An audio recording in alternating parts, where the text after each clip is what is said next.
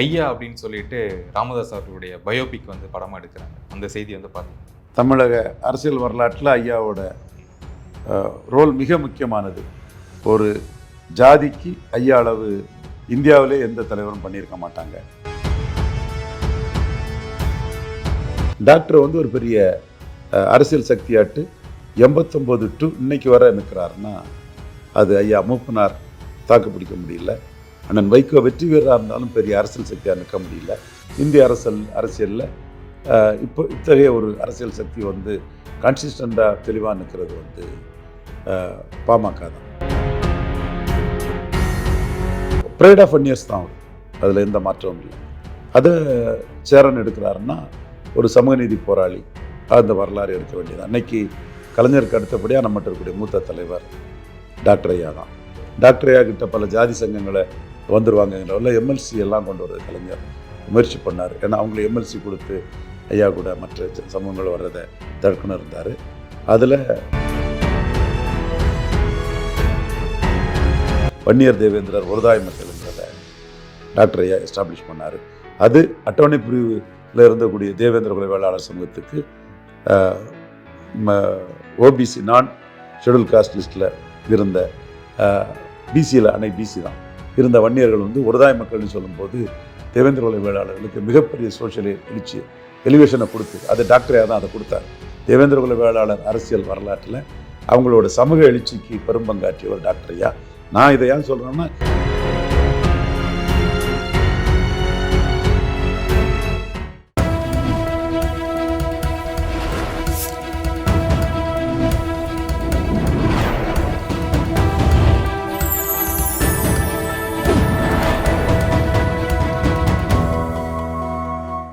Channel 5 Tamil நேயர்களுக்கு வணக்கம். இன்றைய நேர்காணலில் நம்முடைய இணைந்திருப்பவர் அரசியல் விமர்சகர் திரு ரவீந்திரன் துரைசாமி அவர்கள். வணக்கம் சார்.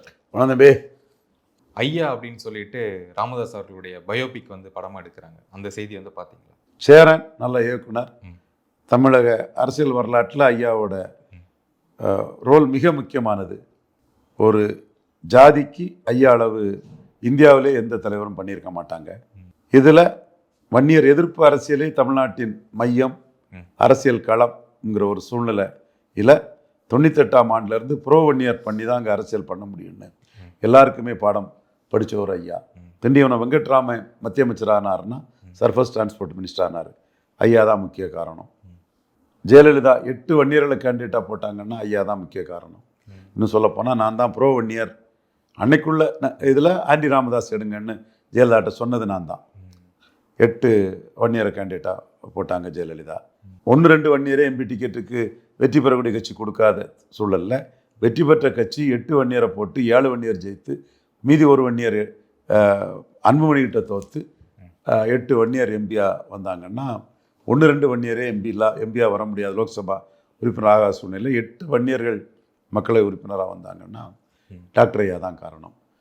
99ஆம் ஆண்டு முகமது ஆசிப் என்டி சண்முகத்துக்கிட்ட தோற்ற சூழ்நிலையில், ஏகே மூர்த்தி கிட்ட திருநாக்கரசு முதலியார் தோற்ற சூழ்நிலையில் ஜெயலலிதா அம்மையார்கிட்ட நம்ம கருத்து தான் ப்ரோ வன்னியர் பண்ணணுங்கிற கருத்தில் தான் அந்த தொகுதிகளெல்லாம் வன்னியர்களை போட்டு இன்றைக்கி அதிமுக வன்னியர் கட்சின்னு சொல்லக்கூடிய அளவுக்கு சிவி சண்முகத்துக்கு பெரிய லாகாக்கள், கேபி முனுசாமிக்கு, வீரமணிக்கு, அன்பழகனுக்கு, துரைக்கண்ணு போன்றவர்களுக்கு, அந்த மூப்பனார் பெல்ட்டுக்குள்ளே துரைக்கண்ணு போன்றவர்கள் எல்லாம் ஜெயலலிதா அம்மையார் என்டர்டெயின் பண்ணாங்கன்னா டாக்டர் ராமதாஸை எதிர்கொள்கிறதுக்காகத்தான் அந்த இதை பண்ணாங்க. டாக்டர் ராமதாஸின் கேண்டிடேட்டு ஏகே மூர்த்தி என்டி சண்முகத்துக்கிட்ட ஜெயலலிதா கேண்டிடேட்டான முகமது ஆசிப் உருது முஸ்லீம்னு நினைக்கிறேன்.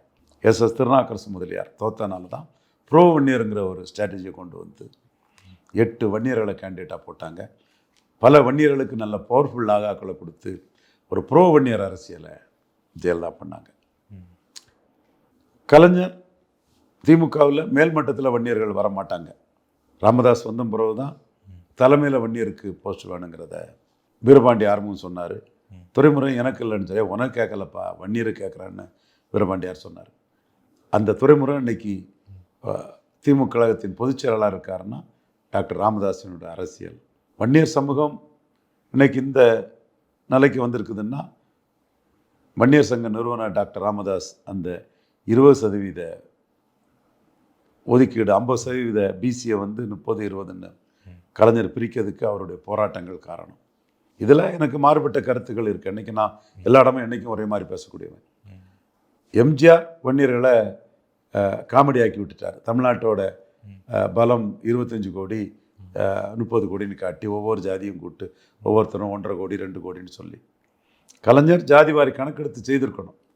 நான் கணக்கெடுக்காமலே 30-20ன்னு பிரித்ததில் வன்னியர்களுக்கு வந்து இன்னைக்கு மிகப்பெரிய அளவுக்கு எம்பிசிங்கிறது அந்த 89 நீங்கள் எடுத்துட்டிங்கன்னா அது 12, இது ஒரு 25-37 ஆண்டுகால இதில் வன்னியரோட வளர்ச்சி வந்து பெரிய அளவுக்கு வரதுக்கு காரணம் கலைஞர் கொடுத்த அந்த எம்பிசி தான்.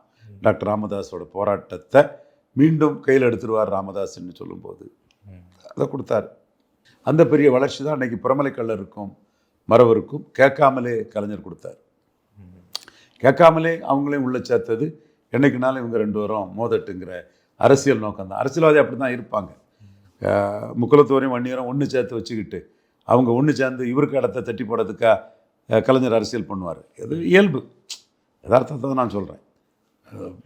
ஸோ டாக்டர் ராமதாஸுக்கு அந்த போராட்டம் வெற்றி பெற்றதும் அழுகின மாம்பழத்தை கொடுத்துட்டார். இன்னைக்கு கலைஞரே அவுட்விட் பண்ணி அரசியல் சக்தி ஆகிட்டார். இன்றைக்கி வர அரசியல் சக்தியாக இருக்கிறார். அரசியல் களத்துக்குள்ளே அவர் எதிர்பாராத அடி அவருக்கு மகன்கிட்ட தான் கிடச்சி. ஐயா அவர்களுக்கு இப்போ பழச சொல்லி பிரயோஜனம் இல்லை. நம்ம அவரால் தமிழக அளவில் அறிமுகமானோம். நம்ம அறிவு ஆற்றலுக்கு ஒரு இடம் தந்தார். இப்போ மீண்டும் அவர் மகன்கிட்ட போராடிக்கூடிய டைமில் நம்ம இது பண்ணி நமக்கு எதுவும் ஆக போகிறதில்ல. நமக்கு அதை வச்சு நமக்கு இன்றைக்கி ஒன்றும் ஆக போகிறதில்ல.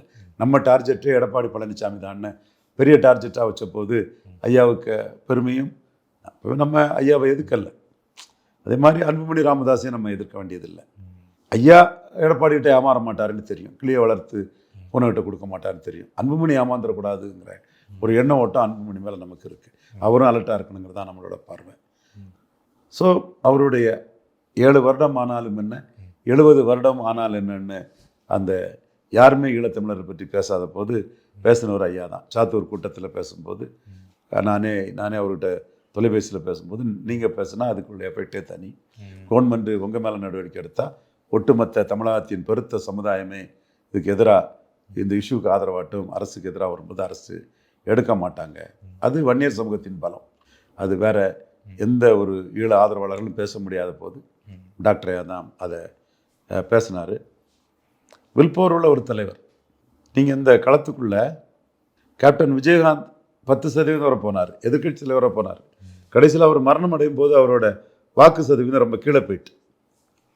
ஐயா மூப்பனார் பெரிய டிசைனிங் ஃபேக்டராக இருந்தார், 20 MP வரை போனார். கடைசியில் மரணம் அடையும் போதும் அவர் இன்னைக்கு தமாக வாக்கு வலிமை இதாகிடுச்சு. அண்ணன் வைகோ மிகப்பெரிய ஒர்க்கர், பேச்சாளர், அவருக்கு வாக்கு வலிமை வெற்றியில் இருக்கார் அண்ணன். அது நம்ம மறுக்க வரல. 3 தேர்தல் தொடர் வெற்றியில் இருக்கிறாரு. ஆனால் வாக்கு வலிமையும் கட்சியின் அளவு வந்து அண்ணன் வைகோவும் கீழே போயிட்டு. ஆனால் பாமக தோத்தாலும் ஒரு பெரிய சக்தியாக பாமக இருக்க காரணம் டாக்டர் ஐயாவோட உழைப்பு.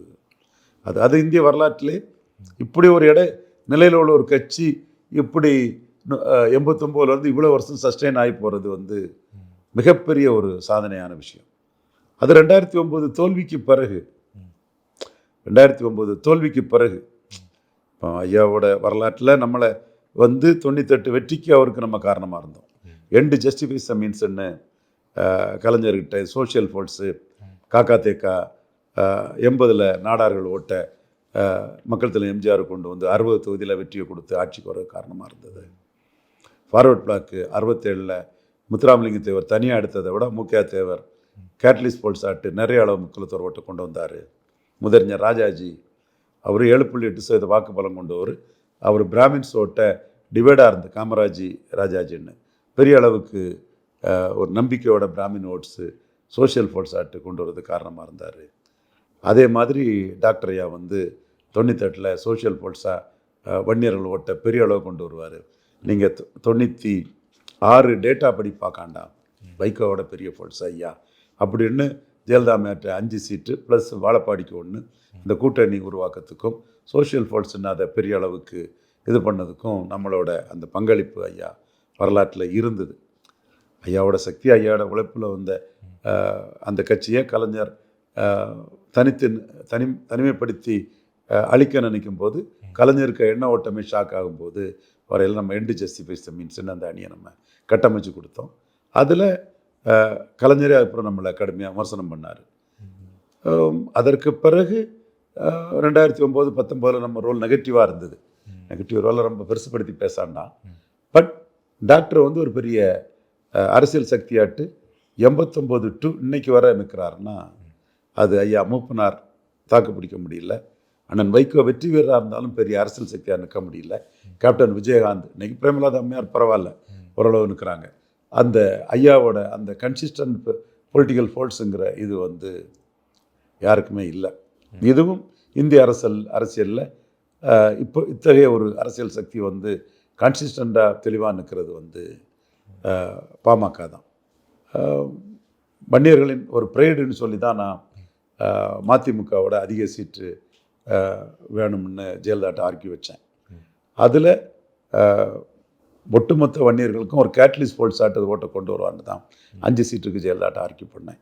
அது தமிழன் எக்ஸ்பிரஸ் பத்திரிகையில் காசிநாதன் துணை ஆசிரியர்கிட்ட என் ஃப்ரெண்டு ஒருத்தர் இருந்தார். அவர் வந்து அந்த லெட்டர்லாம் போட்டு அது ஐபியில் இருந்த அந்த லெட்டரை விஜயகுமார்னு ஒரு ஐபி ஆஃபீஸர் முதலியார் அவர் இது பண்ணி அதெல்லாம் வந்த காலகட்டங்கள் நீங்கள் பார்த்துருப்பீங்க. அவங்களுக்கு தெரிஞ்சிருக்காது, ஆர்ச்சிவில் பார்த்தா அவங்களுக்கு அது தெரியும். ஸோ ப்ரைட் ஆஃப் வன்னியர்ஸ் தான் அவர், அதில் எந்த மாற்றமும் இல்லை. அதை சேரன் எடுக்கிறாருன்னா ஒரு சமூக நீதி போராளி, அந்த வரலாறு எடுக்க வேண்டியது. அன்னைக்கு கலைஞருக்கு அடுத்தபடியாக நம்மகிட்ட இருக்கக்கூடிய மூத்த தலைவர் டாக்டர் ஐயா தான்.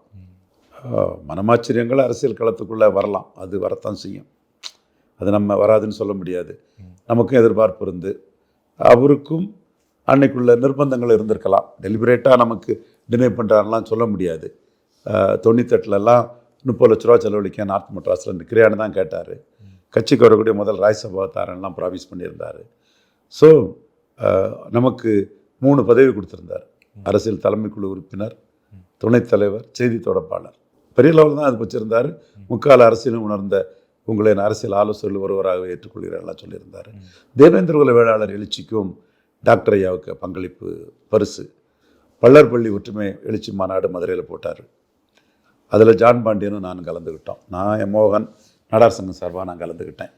அப்போ யார் பேர்லாமும் மாவட்டம் இருக்குது. ராமநாதபுரம் மாவட்டத்துக்கு தியாகி இமானுவேல் தேவேந்திரர் மாவட்டம் வைக்கணும்னு அந்த மாவட்டத்தில் நம்ம பேசணும். அதுதான் அன்னைக்கு பெருசு அளவில் வந்தது. அன்பு தேவேந்திரன் ஒரு தம்பி ஆர்கனைஸ் பண்ணியிருந்தார்.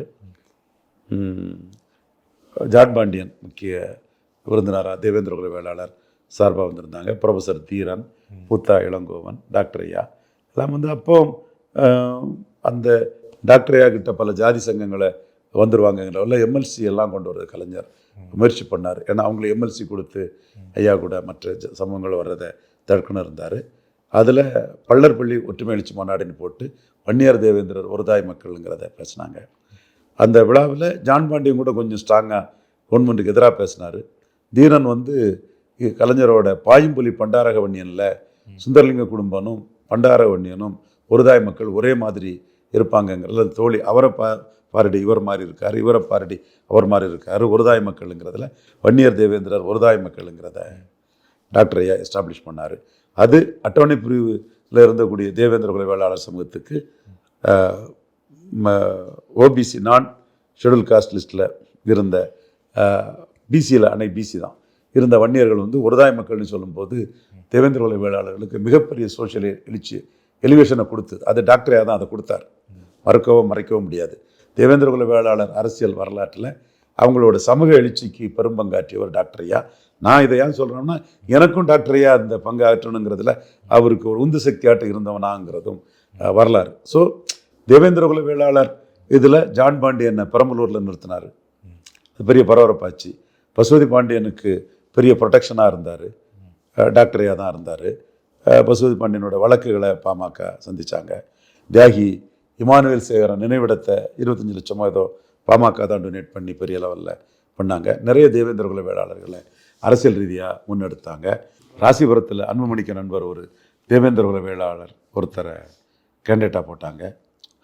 அவர் கூட ஒரு கட்டத்தில் என்கிட்ட சொல்லுவார், கோபம் இருந்தாலும் நீ டைரக்டாட்டே அன்புமணிக்கு எதிராக நான் ஒரு இதில் இது நம்ம அரசியல் பண்ணோம்ல அப்படின்னு சொல்லும்போது இப்படி சமூகநீதியத்துக்கு பேசாதீங்க பங்காளின்னு அவர் கூட ராசிபுரத்தில் தோற்று போனார் ஒரு கேண்டிடேட் தேவேந்திர குல வேளாளர். அவர் கூட என்கிட்ட ஒரு கேட்டிருப்பார். ஓகே, அவருடைய அரசியல் பயணம்ங்கிறது வந்து பெருசு, அது ஒரு வித்தியாசமான சாதனை தான். அதனால தான் அவர் பிறந்தநாளுக்கு கூட நம்ம ஒரு மீண்டும் ஒரு குய்வைவார் அரசியல் பண்ணுங்கிற வாழ்த்து தெரிவித்தோம். இப்போ ஒரு நீரடித்து நீர்வதில்லை ஒரு தாய் மக்கள்ங்கிற அடிப்படையில் அவங்க இணையணுங்கிறதா நம்ம விருப்பம். பட் அதுக்குள்ளே ஈகோ வாரம், அது யார் கூட்டணியை முடிவு பண்ணுறதும் பெரிய அளவில் போயிட்டுருக்குது. அந்த கூட்டணி நெருங்கி வரக்கூடிய சூழ்நிலையில் நல்லா வருவாங்கன்னு நினைக்கிறேன். என்ன காரணத்துக்காக நான் அவர் கூட கன்னியாகுமரி மாவட்டத்துலேருந்து வந்திருக்கனோ அந்த காரணத்தில் 2 பேரும் தெளிவாக இருப்பாங்கன்னு நினைக்கிறேன். கிளியை வளர்த்து பூனைகிட்ட கொடுக்க மாட்டாங்கன்னு நினைக்கிறேன். 2 பேர்ட்டையும் நான் எதிர்பார்க்கறது அதுதான். அப்படியே நீங்கள் எடப்பாடிக்கிட்ட கூட்டணி போனாலும் நீங்கள் இல்லைன்னா எடப்பாடி தாக்கு பிடிக்க முடியாது. நீங்கள் 2 பேரும் நினச்சிங்கன்னா 10 புள்ளியை வச்சு 2 பேரும் நீங்கள் களமாடுறீங்கன்னா எடப்பாடியிலே அவர் ஜெயிக்க மாட்டார். நீங்கள் இல்லைன்னா அவர் எதிர்க்கட்சி தலைவராட்டே ஆக முடியாது. அப்போ அதை புரிஞ்சுக்கிட்டு நீங்கள் அங்கே பேரம் பேசினா கூட ஐ வில் பி ஹாப்பி. அவ்வளோதான், நம்ம சொல்ல முடியாது. அவ்வளோதான். என்ன நோக்கத்துக்காக நம்ம வந்தோமோ அந்த நோக்கத்தை நீங்கள் நிறைவேற்றுங்க. கிளியை வளர்த்து பூனைகிட்ட கொடுக்காதீங்க. இதுக்கு மேலே நம்ம சொல்லலாம், வேண்டாம். நம்ம சொல்லதுக்கும் தயங்காதவன் தான், ஐயாவுக்கு நம்மளை தெரியும். பட் அந்த இடத்துக்குள்ளே இன்னைக்கு இவ்வளோ காலம் சஸ்டெயின் பண்ணி ஒரு பெரிய ஃபோல்ஸாக பாமக போகிறதுங்கிறது ஐயாவின் சாதனை தான். ஓகே சார், உங்கள் நேரத்துக்கும் நேர்காலம் மிக்க நன்றி. வணக்கம் சார்.